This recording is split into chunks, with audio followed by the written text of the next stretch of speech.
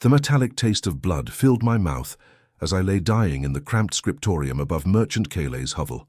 Each labored breath sent fire through my lungs, and I could feel the life seeping from my body like ink spilling across parchment. Through the cracked window, the Erdtree's golden light cast long shadows across the walls lined with my life's work. Ledgers documenting grain shipments, birth records, death certificates. All the mundane bureaucracy that kept the settlements of Limgrave functioning even as the world crumbled around us. My name was Aldrich Quill, and I had spent 43 unremarkable years in service to the local lord, scratching numbers and names onto pages that would outlive me. The irony wasn't lost on me that I, who had recorded so many deaths, would soon become just another entry in someone else's ledger. The wasting sickness had taken hold 3 months ago, and I had accepted my fate with the same resigned practicality with which I had approached everything else in life. I pressed my palm against the leather-bound journal beside my cot, feeling its familiar texture one last time. Inside were not official records but my private observations, strange phenomena I had witnessed but never reported. The way certain corpses in the cemetery refused to decay properly, their flesh taking on an unsettling golden sheen. The merchants who spoke of impossible sights, soldiers walking without heads, trees that grew downward into the earth, and always, always that cursed light calling to the dead and desperate. The golden radiance from the Erdtree seemed brighter tonight, almost aggressive in its luminosity. It penetrated the room like searching fingers, touching everything with its sickly warmth. I had always found the light disturbing rather than comforting, though I kept such blasphemous thoughts to myself. There was something predatory about it, the way it seemed to seek out weakness and suffering. My breathing grew shallower, and I felt the familiar loosening sensation that meant my time had come. I closed my eyes, expecting the peaceful darkness I had witnessed in so many others. Death, I had observed, was often a mercy, a release from the endless struggles of existence in the lands between. The lucky ones simply stopped. Their bodies finally granted the rest they had been denied in life. But instead of darkness, the golden light grew brighter behind my eyelids. It pressed against my consciousness like molten metal, burning away my expectations of peaceful oblivion. I tried to open my eyes to push away from this invasive radiance, but my body no longer obeyed my commands. The light wasn't content to simply illuminate. It was searching, probing, evaluating. Then came the voice, though voice was inadequate to describe the phenomenon. It resonated from within my bones, spoke through my blood, whispered directly into the core of my being. It spoke of purpose, of duty, of a destiny I had never asked for nor wanted. The words were in no language I recognized, yet their meaning burned itself into my understanding with crystal clarity. Rise, Tarnished. Your service begins anew. The golden light erupted through my chest like a spear of pure agony, and I felt something fundamental tear inside me. Not my flesh that remained intact, but something deeper. My soul, perhaps, or whatever ineffable thread connected me to the natural order of life and death. The pain was beyond physical description, a violation that reached into the very essence of what I was, and began rewriting it according to some cosmic design. I tried to scream, but no sound emerged. The light filled my mouth, my throat, my lungs, replacing the blood and bitter taste of approaching death with something far worse, the acrid flavor of divine mandate. My body convulsed, but not with the final throes of mortality. Instead, I felt an alien vitality flooding through me, replacing my dying cells with something that was neither truly alive nor mercifully dead. The transformation seemed to last for hours, though I suspected time itself had become meaningless in the presence of this otherworldly force. Every nerve ending in my body sang with electric torment as the golden light rewrote the fundamental laws of my existence. I was dimly aware that this was not salvation. This was conscription. When the light finally receded, I lay gasping on my cot, no longer dying but somehow knowing that I would never truly be alive again. The wasting sickness was gone, burned away by the divine fire. But in its place was something infinitely worse. I could feel it lurking beneath my skin like a parasite made of pure purpose, waiting to drive me toward some incomprehensible goal. I sat up slowly, marveling at the strength in my previously frail limbs.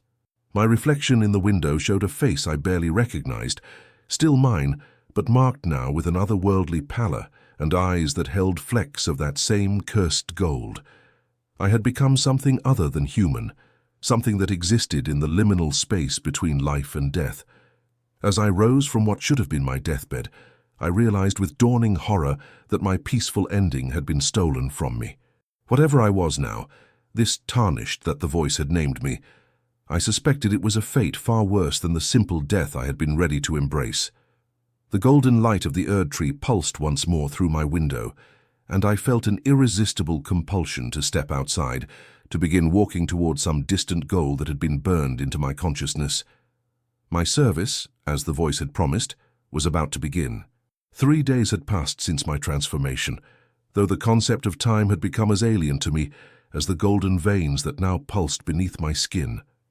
I no longer felt hunger in the way I remembered it, not the gnawing emptiness that once drove me to Carle's modest meals, but something deeper and more disturbing, an insatiable craving that seemed to emanate from my very soul, demanding not food or drink, but something I couldn't yet name. I had tried to return to my normal routine, sitting at my desk with quill in hand, attempting to resume the ledger work that had defined my existence.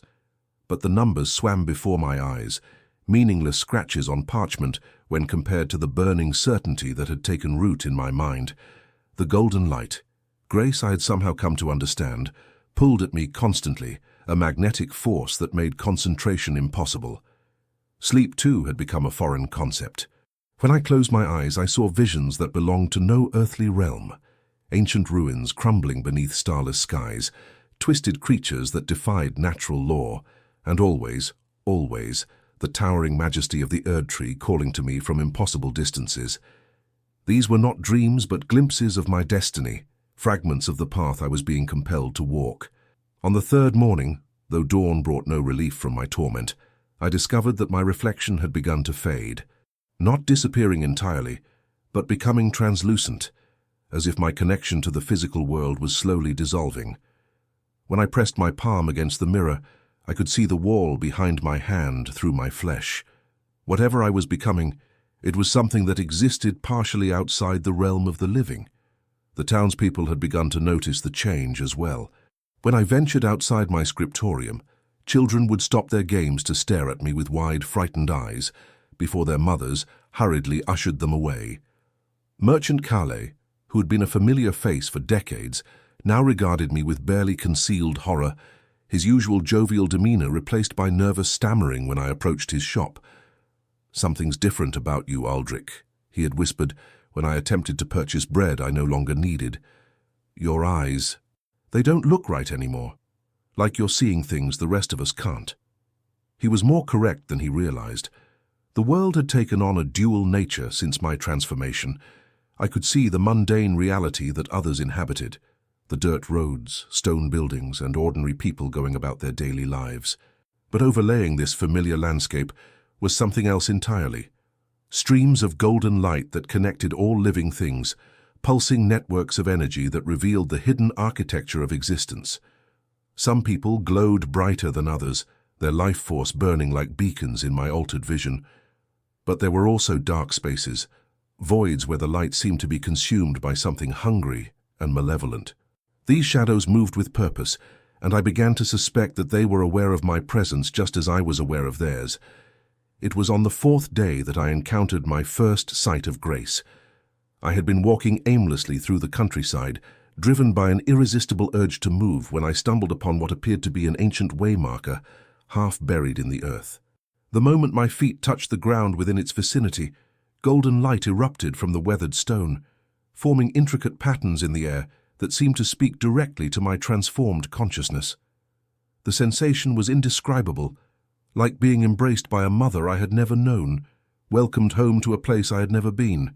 But beneath the superficial comfort lay something far more sinister. I could feel the sight of grace marking me, cataloguing my essence, adding me to some vast network of controlled souls. I was not being welcomed. I was being processed.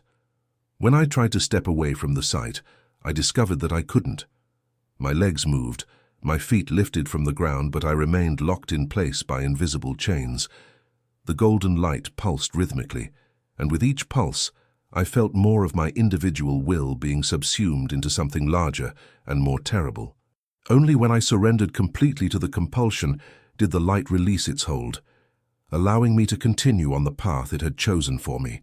The path led deeper into the wilderness, away from the familiar settlements and into regions I had only heard described in travelers' tales. The landscape began to change subtly, but significantly. The grass grew in unnatural patterns, forming spirals and geometric shapes that hurt to look at directly. Trees twisted into configurations that defied botany, their branches reaching toward the earth, while their roots clawed at the sky. I encountered my first fellow Tarnished near sunset on the 5th day. She sat beside the road, or what remained of one, staring at nothing with eyes that held the same golden corruption as my own. Her armor was magnificent, polished steel inlaid with intricate designs that seemed to shift and flow in the dying light, but her face told a different story. Beneath the divine radiance that marked her as one of the chosen, I could see the hollow desperation of someone who had lost something fundamental. "How long?" I asked, settling beside her despite every instinct screaming at me to maintain distance. "Long enough," she replied without looking at me. Her voice carried the weight of centuries, though she appeared no older than 30. "Long enough to understand what we've become." "And what is that?" She turned to face me then, and I saw my own fate reflected in her haunted expression. "We're not people anymore, Aldrich Quill of the Scriptorium. We're tools, divine instruments crafted for a purpose we'll never fully comprehend, but can never resist." The fact that she knew my name without introduction should have surprised me, but somehow it didn't. We were all connected now, all part of the same vast network of controlled souls.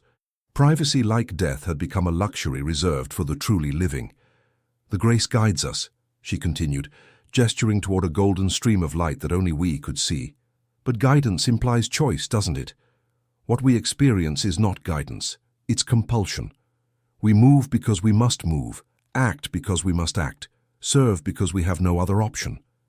She stood abruptly, her movements sharp and mechanical.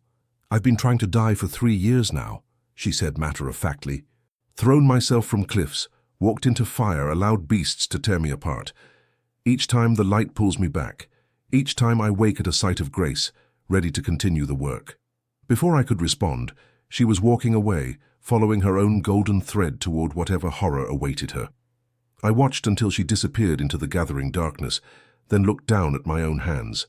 They were already beginning to glow with that same cursed radiance, marking me as surely as they had marked her. The compulsion to continue my journey was becoming overwhelming, but for the first time since my transformation, I tried to resist. I sat down in the middle of the path and closed my eyes, focusing all my remaining will on staying perfectly still. For a moment, it seemed to work. The golden pull receded slightly, and I felt a fragment of my old self reassert itself. But then the pain began, not physical agony, but something far worse. The sensation of being slowly erased, of having my very essence dissolved piece by piece until nothing remained but the divine mandate. I lasted perhaps 10 minutes before surrendering, rising to my feet and resuming the march toward my incomprehensible destiny. As I walked deeper into the transformed landscape, I began to understand the true horror of my situation. Death, which I had once feared, was now revealed as the kindest mercy existence could offer. But that mercy had been permanently denied to me, replaced by an eternity of unwilling service to forces beyond my comprehension. The golden light of grace pulsed ahead of me, and I followed because I had no choice but to follow. The grace led me into regions that existed beyond the borders of any map I had ever transcribed. Here the very concept of geography seemed negotiable, subject to revision by forces that cared nothing for human understanding of space and distance. I had been walking for what felt like weeks, though the sun neither rose nor set in any pattern I could discern. Instead, the sky remained locked in a perpetual twilight, painted in shades of amber and rust that made the horizon appear to bleed. My body had adapted to this new existence in ways that filled me with revulsion. I no longer needed rest in the conventional sense, though sometimes I would collapse from what I could only describe as spiritual exhaustion, a weariness that came not from physical exertion, but from the constant struggle against the compulsion that drove me forward. During these brief respites, I would dream of my old life only to wake with the horrifying realization that those memories were fading, being systematically overwritten by the divine mandate that now governed my existence. The landscape around me bore the scars of some cosmic catastrophe. Ancient stone structures jutted from the earth at impossible angles, their surfaces covered in script that hurt to read, not because the language was foreign, but because the meaning tried to carve itself directly into my mind. Statues of figures I didn't recognize watched my passage with eyes that seemed to track movement, their expressions frozen in poses of either ecstasy or agony. I could never tell which. On what I counted as my 10th day in this wasteland, I encountered something that made me understand how thoroughly I had left the realm of the living behind. It had once been a settlement, perhaps even a small city. The foundations remained, marking out streets and squares where people had once lived and loved and died in the natural order of things. But the buildings that rose from these foundations were wrong in ways that my scriptorium-trained mind struggled to categorize. They twisted upward like organic growths, their walls pulsing with veins of golden light that reminded me uncomfortably of my own transformed circulatory system. The inhabitants, if they could still be called that, wandered through the streets with the same mechanical purposefulness that I recognized in my own movements. But where my transformation had been recent enough to leave me with fragments of my original self, these beings had been changed so completely that humanity was only a distant echo in their forms. Some had grown additional limbs that ended in tools rather than hands, quills that wrote constantly in the air, scales that weighed invisible quantities, hammers that struck at metals that weren't there. Others had been stretched or compressed, their bodies adapted to serve functions I couldn't fathom. All of them bore the same golden corruption in their eyes that I saw in my own reflection. I approached one of them, a figure that might once have been a woman, but now resembled a living ledger, her skin covered in constantly shifting numbers and calculations. When I spoke to her, she turned toward me with movements that suggested her neck was constructed more like a hinge than a joint. "Sister Tarnished," she said in a voice like rustling parchment, "have you come to take your place in the grand accounting?" "What accounting?" I asked, though part of me already suspected the answer. "All debts must be balanced," she replied, her flesh ledger skin flickering with new entries. "All souls must be weighed, measured, catalogued. The greater will demands perfect records, and we are its instruments of calculation." She gestured toward a massive structure at the center of the settlement, a building that seemed to exist in too many dimensions at once, its walls folding in on themselves in patterns that made my eyes water. "The audit house calls to you, Brother Quill. Your skills are needed in the counting." The compulsion to enter that impossible building was overwhelming, but something in me rebelled against it with desperate ferocity. This wasn't just about being transformed into a divine tool. This was about being processed, refined, distilled down to nothing but pure function. The beings around me weren't people anymore. They were calculations given flesh, purposes that happened to wear human shapes. I turned and ran. Behind me, the settlement erupted in what might have been laughter or might have been the sound of 1,000 ledgers being slammed shut simultaneously. The golden light of grace flickered disapprovingly, and I felt the familiar pain of resistance building in my transformed nervous system. But for once, the agony felt like victory. Every step I took away from that place was an assertion of whatever remained of my individual will. The pain eventually forced me to my knees on a hillside overlooking the settlement.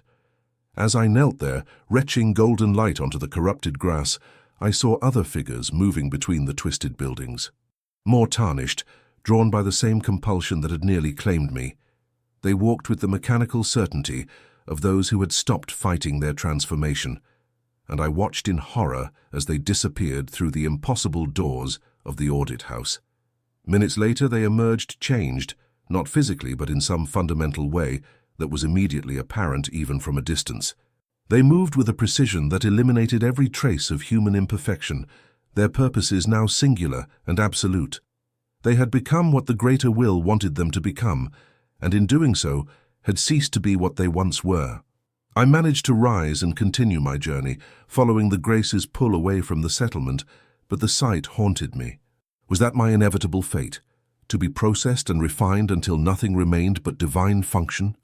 The thought filled me with a terror deeper than anything I had experienced in life. The landscape continued to deteriorate as I walked.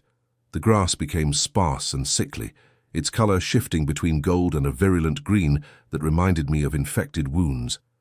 The trees, where they still grew, bore fruit that looked disturbingly like human organs, pulsing with their own internal rhythms. Everything seemed to be in a state of becoming something else, caught in a perpetual transformation that never quite reached completion. I encountered others like myself, Tarnished, who had managed to resist the more extreme forms of processing, but who bore the obvious signs of their ongoing transformation. A knight whose armor had begun to grow into his flesh, becoming a permanent shell that he could never remove. A merchant whose hands had transformed into scales, compelled to weigh and measure everything he encountered. A scholar whose eyes had been replaced by golden orbs that saw through the veils between worlds but could no longer perceive simple human beauty. All of them spoke of the same experience, the growing erosion of their individual selves, the slow replacement of personal desires with divine mandates, the creeping certainty that they were becoming something other than human. Some had been tarnished for decades, others for centuries, but all of them shared the same haunted awareness that they were losing themselves piece by piece. "The worst part," confided the scholar, as we sheltered together beneath a tree whose branches formed geometric patterns in the air, "isn't the transformation itself. It's the moments of clarity when you remember what you used to be, only to realize that those memories are becoming someone else's story. I can recall my human life, but it feels like reading about a stranger." The knight nodded, his movements producing the discordant sound of metal scraping against bone. "I dream of taking off this armor," he said, "but when I wake, I remember that the armor is me now. There's nothing underneath anymore." These conversations filled me with a desperate urgency. If I was going to retain any fragment of my original self, I needed to understand what was happening to us and why. The grace continued to pull me forward, but I began to suspect that its destination was not salvation, but a more complete form of processing, a final transformation that would eliminate the last traces of Aldrich Quill and leave only a perfectly efficient tool in the service of the greater will. As I prepared to leave my fellow Tarnished and continue my journey into the deepening horror of the lands between, I made a vow that I wasn't sure I could keep. I would resist the final processing for as long as possible, clinging to whatever remained of my humanity, even as it was slowly stripped away. The golden light pulsed impatiently, and I rose to follow it deeper into the nightmare that had once been a world where ordinary people could live and die in peace. The grace led me to a place that shouldn't have existed, a vast cathedral carved from what appeared to be a single, impossibly large finger bone. The structure rose from a crater in the earth like an accusatory digit pointed at the heavens, its surface etched with veins of pulsing gold that formed patterns too complex for human comprehension. As I approached, I could hear something that might have been singing if songs could be made of mathematics and despair. I had been walking for what felt like months since my encounter with the processed Tarnished, though my transformed body showed no signs of wear or aging. If anything, I appeared to be growing younger, my flesh becoming more translucent with each passing day, until I could see the golden network of grace flowing through my veins like luminous blood. The realization that I was being refined, distilled into something purer and more terrible, filled me with a panic that my altered nervous system could barely process. The cathedral's entrance was guarded by two figures that had once been human, but were now something between statues and living beings. Their skin had hardened into a substance that resembled polished marble, and their eyes had been replaced by cavities filled with shifting golden light. They moved with mechanical precision, their heads turning to track my approach with the sound of grinding stone. "Scribe Aldrich Quill," they spoke in unison, their voices harmonizing in frequencies that bypassed my ears and resonated directly in my bones. "You are expected in the chamber of final accounting." The fact that they knew my name and purpose no longer surprised me. The network of grace that connected all Tarnished had grown stronger as my transformation progressed, and I could feel the thoughts and experiences of countless other souls flowing through my consciousness like water through a cracked vessel. What terrified me was how little resistance I felt to this invasion of my mind. The boundaries between self and other were dissolving, and I suspected that was entirely by design. Inside the cathedral, the walls pulsed with organic rhythms that reminded me uncomfortably of being inside some vast living creature. The golden veins that decorated the exterior here became actual arteries, pumping luminous fluid through the structure in patterns that corresponded to my own transformed circulatory system. I was walking through the anatomy of something divine and alien, and every step took me deeper into its digestive processes. The chamber of final accounting occupied the cathedral's heart, a spherical room where gravity seemed optional, and geometry followed rules that predated human mathematics. Floating in the center of this impossible space was a figure that might once have been human, but had been so thoroughly transformed that humanity was only a distant memory embedded in its general shape. It was enormous, perhaps 20 feet tall, its flesh a translucent gold that revealed the intricate machinery of divine purpose operating within. Where a human would have organs, this being possessed what appeared to be counting mechanisms, spinning wheels covered in numbers, pendulums that measured intervals of cosmic significance, and scales that weighed quantities I couldn't begin to understand. Its face had been replaced by a surface covered in constantly shifting calculations, and its eyes were windows into mathematical infinities that hurt to perceive directly. "Welcome, Brother Quill," it said in a voice like the sound of 1,000 ledgers being balanced simultaneously. "I am what you will become, the accountant sublime final processor of souls, keeper of the greater will's perfect records." The casual revelation that this grotesque figure represented my ultimate fate should have filled me with horror. But instead I felt only a terrible clarity. Everything suddenly made sense. The compulsion, the transformation, the slow erosion of my humanity. We weren't being saved or elevated. We were being converted into components of a vast bureaucratic machine designed to catalogue and control every aspect of existence.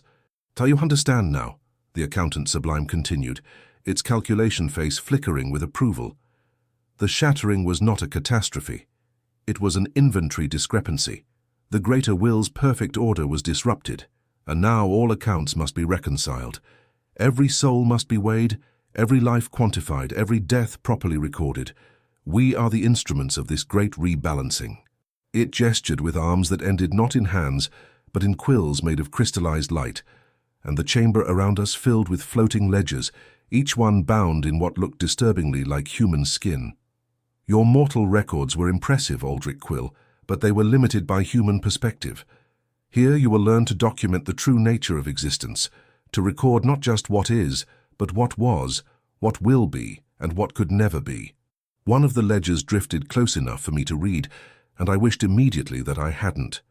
It contained entries that violated every natural law I understood, births that preceded conception, deaths that occurred before life, entire populations that existed in states of mathematical impossibility. This was not accounting in any sense I recognized. This was the systematic violation of reality's fundamental rules. "Why?" I managed to ask, though the word felt inadequate to express the magnitude of my confusion and revulsion.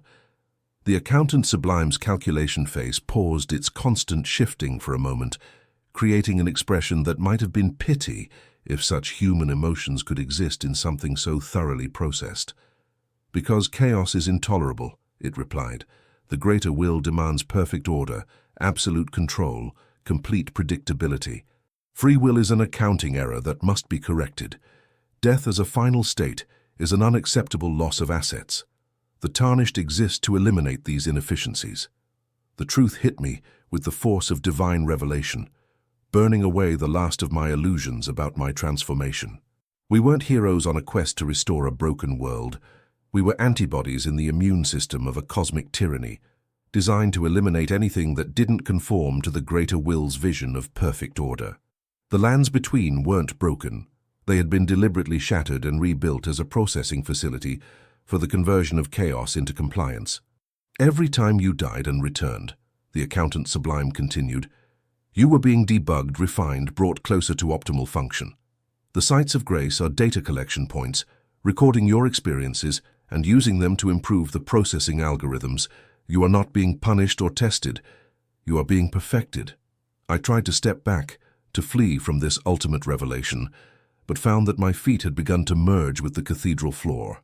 Golden tendrils had emerged from the bone-like surface and were wrapping around my legs, pulling me deeper into the structure's living architecture. The final processing had begun, and I could feel my individual consciousness starting to fragment and dissolve. But in that moment of supreme terror, something unexpected happened. The network of grace that connected me to all other Tarnished suddenly blazed with activity, and I felt the desperate resistance of countless souls who had reached this same point and refused to surrender. Their combined defiance created a moment of clarity, a brief window in which I could see the full scope of what was being done to us. We were not alone in our suffering. Throughout the lands between, millions of souls were trapped in various stages of processing, all of them struggling against the dissolution of their individual selves. The Greater Will's perfect order was built on a foundation of infinite torment, sustained by the agony of beings forced to participate in their own destruction. The revelation gave me strength I didn't know I possessed. If death was truly denied to us, if we were doomed to exist in this state of eternal processing, then our only form of resistance was to maintain our individual consciousness for as long as possible. Every moment of retained humanity was a victory against the cosmic tyranny that sought to reduce us all to perfect, compliant functions. I began to fight against the golden tendrils with everything I had left, not because I believed I could escape, but because the act of resistance itself was the only form of death still available to me. The death of compliance, the death of acceptance, the death of surrender to forces that viewed my suffering as a necessary component of their grand design. The accountant Sublime watched my struggle with what might have been amusement. Its calculation face, displaying equations that I somehow understood, represented the precise degree of resistance that would be required to maintain the illusion of free will while ensuring my eventual processing. Even my rebellion, I realized with growing horror, had been accounted for in their perfect system. The golden tendrils tightened around my legs, and I felt my flesh beginning to merge with the cathedral's living bone. But instead of the dissolution I expected, something else began to happen, something that the accountant Sublime's calculations had not predicted. The network of grace that connected me to countless other tarnished souls suddenly inverted, drawing their accumulated resistance into my being like lightning seeking a conductor. I gasped as foreign memories flooded my consciousness. A knight who had refused processing for 3 centuries, maintaining his individual will through sheer stubbornness. A merchant who had found ways to corrupt the grace's compulsion, turning it against itself in small but significant ways. A scholar who had spent decades documenting the true nature of our imprisonment, creating hidden records that the greater will could not detect or erase. Their experiences layered over my own, not erasing Aldrich Quill, but reinforcing him with the strength of their defiance. I was still myself, but I was also something more, a focal point for the accumulated rebellion of millions of processed souls who had never truly surrendered, even in their mechanical compliance. "Impossible," the accountant Sublime whispered, its calculation face flickering with equations that showed error messages in languages that predated human speech. "The variables do not allow for this outcome. You should be dissolving into optimal function." But I wasn't dissolving. Instead, I was crystallizing into something new and terrible. Not the perfect tool the greater will desired, but a virus in its system, a contradiction that threatened the very foundations of its ordered reality. The golden light that had once flowed through my veins began to shift, taking on darker hues as my rebellion contaminated the divine network. The transformation was agony beyond description, but it was my agony, chosen and owned rather than imposed from without. My flesh stretched and reformed, but according to my will rather than some cosmic mandate. Where the accountant Sublime had become a calculating machine in human shape, I was becoming something that the greater will had never planned for, a Tarnished who had learned to corrupt grace itself. My vision exploded outward, and suddenly I could perceive the true scope of the system that held us all captive. The lands between were revealed as just one processing node in a vast network that stretched across realities, each one designed to convert chaos into order, individuality into compliance, freedom into function. Billions upon billions of souls were trapped in various stages of processing, all of them serving the greater will's vision of perfect cosmic bureaucracy. But I could also see the flaws in the system, the places where accumulated resistance had created microscopic fractures in the divine order. Each act of defiance, no matter how small or ultimately futile, had left its mark. The greater will's perfection was an illusion maintained by constant repair and adjustment, and I was now positioned at the nexus where all those repairs converged. "You understand nothing," the accountant sublime said, but its voice now carried a note of uncertainty that hadn't been there before. "Your resistance only serves to refine the system. Every rebellion is catalogued and used to improve future processing. You cannot escape your function." But as my transformation reached its crescendo, I realized something that the cosmic bureaucracy had never considered. What if the function they had designed for me was itself a form of escape? They had made me into a collector of souls, a processor of resistance, a living repository for every act of defiance in their perfect system. In trying to create the ultimate tool of compliance, they had accidentally created its opposite, a being that could channel and amplify the rebellious will of every soul they had ever processed. The golden tendrils that had been pulling me into the cathedral floor suddenly began to smoke and corrode, unable to maintain their grip on flesh that was now actively toxic to their divine nature. I stood free in the center of the chamber, but I was no longer entirely the man who had entered it. My reflection in the polished surfaces around me showed a figure that flickered between human and something else, sometimes appearing as Aldrich Quill, the simple scribe, but other times revealing glimpses of the vast network of rebellious souls that now flowed through my transformed consciousness. "What have you become?" the accountant sublime asked, and for the first time in our conversation, it sounded genuinely afraid. "I am what you made me," I replied, surprised by the harmonics in my voice, not just my own tones, but echoes of every Tarnished who had ever resisted their processing. "I am the sum of all your accounting errors, the accumulation of every variable you failed to control. I am proof that your perfect system is built on a foundation of imperfection." The chamber around us began to shake as my presence disrupted the cathedral's carefully maintained harmony. Cracks appeared in the bone walls, and the flowing arteries of golden light began to sputter and dim. The very architecture of divine order was rejecting my transformed essence.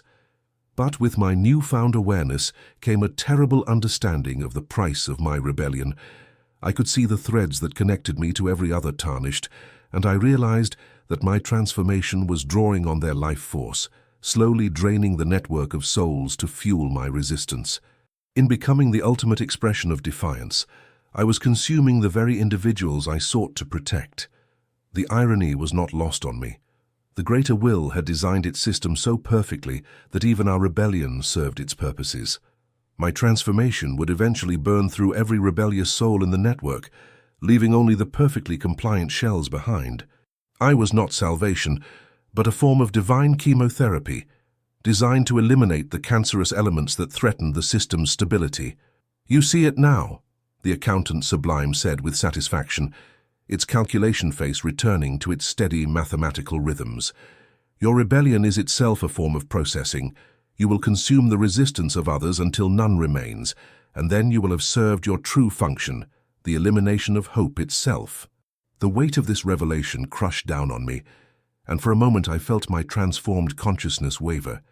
Perhaps it would be better to surrender, to allow myself to be processed into perfect compliance, rather than become the instrument of everyone else's destruction. At least then I would not bear the responsibility for countless souls losing their final spark of individuality. But as I contemplated surrender, I felt a pulse of communication from the network. Not the desperate resistance I had been drawing on, but something else entirely. It was acceptance, freely given. The souls connected to me were not being drained against their will. They were choosing to pour their essence into my transformation because they saw something I had missed. I was not consuming their rebellion. I was becoming it. Every soul that flowed into my transformed consciousness was not being destroyed but preserved, their individual defiance becoming part of something larger and more dangerous to the cosmic order than any single act of resistance could be.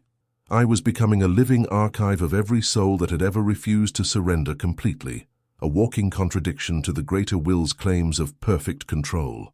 The accountant Sublime's calculation face began to flicker erratically as it tried to process this new development. This was not... The variables did not. The system should have accounted for. Your system, I said, stepping toward the massive figure with confidence that surprised me, was designed by beings who had never experienced true free will. They could calculate rebellion as a quantifiable force, but they could never understand the qualitative nature of defiance. You can measure resistance, but you cannot predict hope. As I spoke, the cathedral around us began to collapse, not from structural failure, but from existential contradiction. The presence of a truly free-willed being in the heart of the greater will's processing center was creating paradoxes that the divine architecture could not resolve. Walls phased in and out of existence, floors tilted at angles that defied physics, and the golden arteries burst, spraying luminous fluid in patterns that formed new mathematical proofs for the impossibility of perfect order.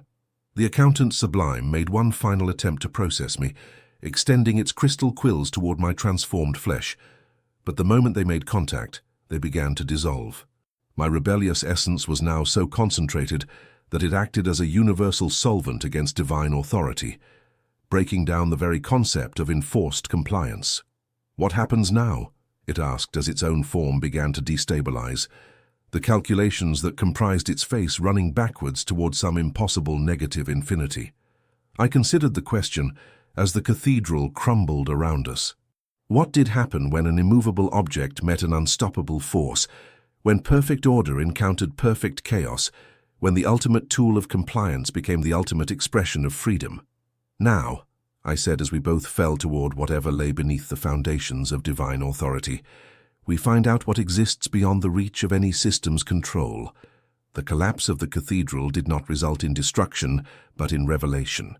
As the accountant Sublime and I fell through the crumbling architecture of divine order, we passed through layers of reality that had been hidden beneath the greater will's carefully constructed facade.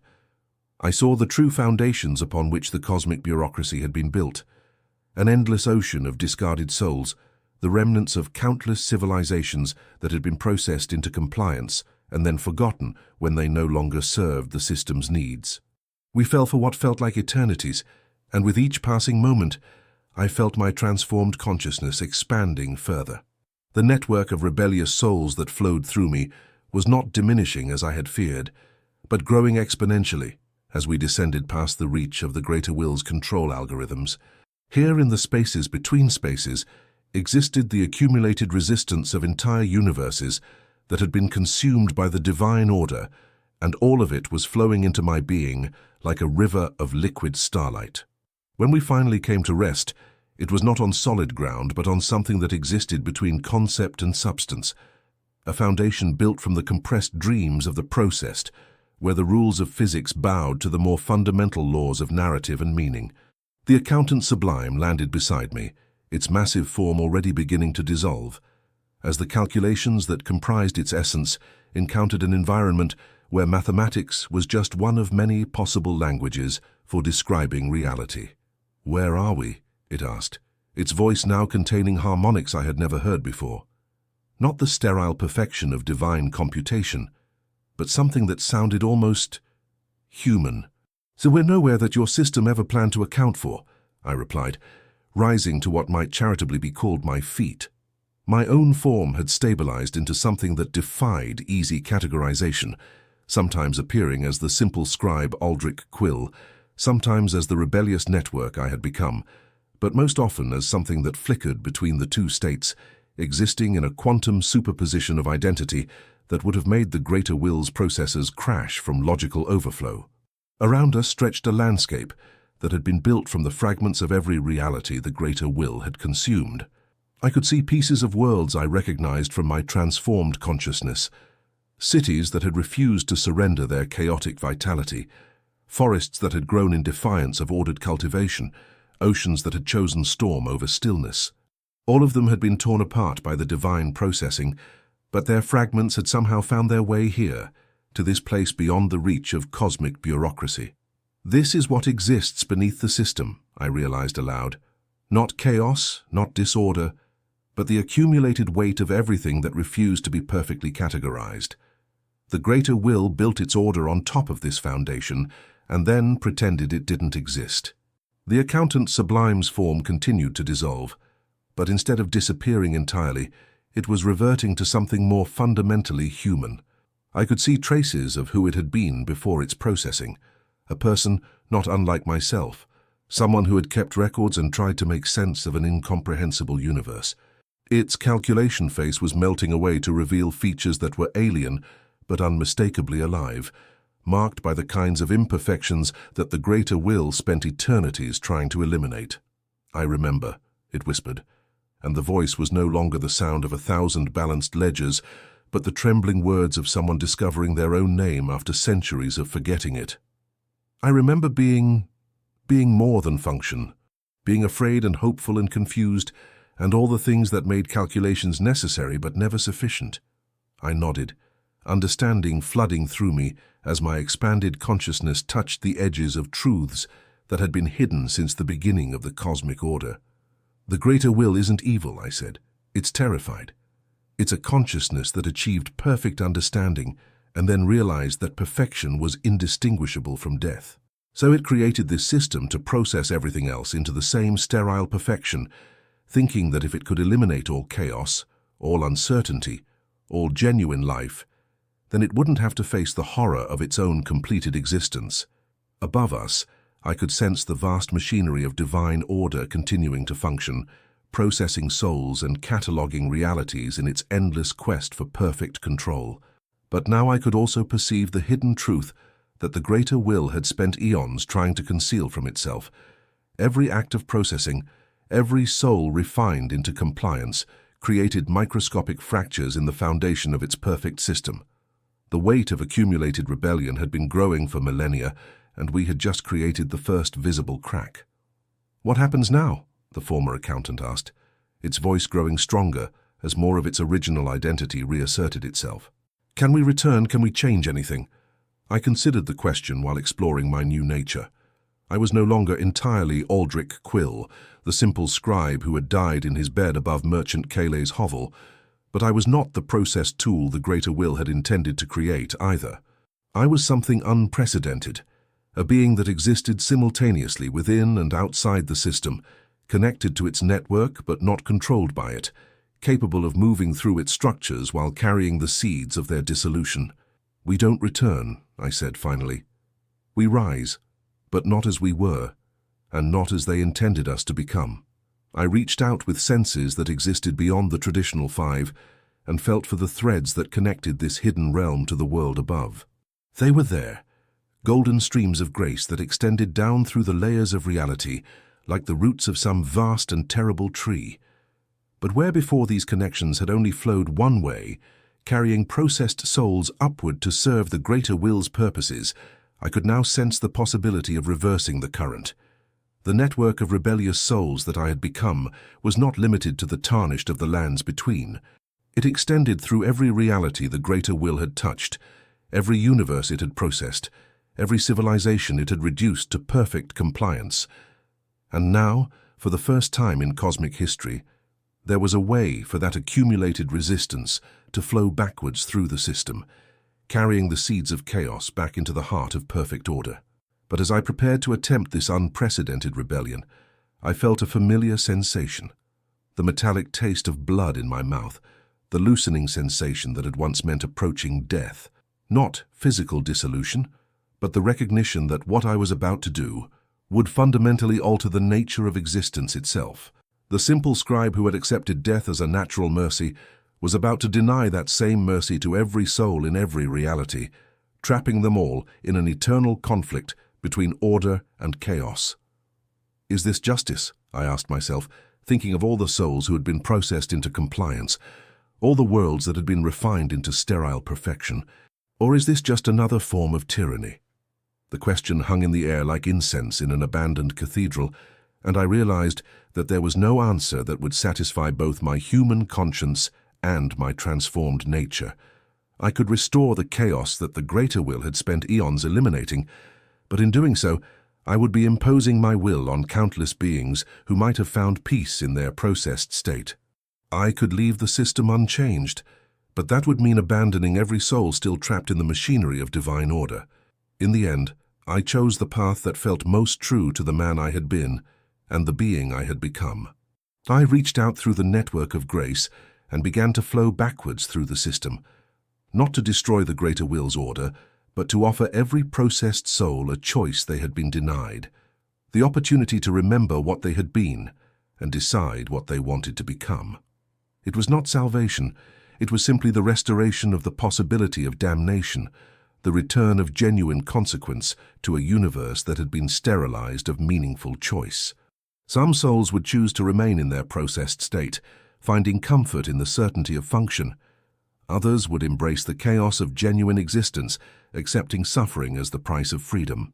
But all of them would choose for themselves, and in that choosing, they would prove that the greater will's perfect order had always been built on the foundation of a fundamental lie. That consciousness could exist without chaos, that meaning could survive the elimination of uncertainty, that life was possible without the constant presence of death.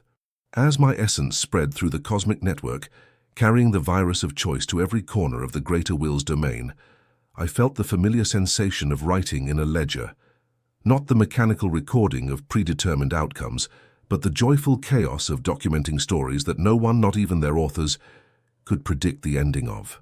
The metallic taste of blood filled my mouth once more, but this time it carried the flavor of iron and ink and hope, the taste of a universe remembering how to write its own story. Somewhere above us, in the lands between and countless other realities, souls were waking up to discover that they had choices to make, and the outcome of those choices would determine not just their individual fates, but the very nature of existence itself. It was, I reflected, with the satisfaction of a scribe completing his greatest work, a much more interesting ledger than any I had kept in life.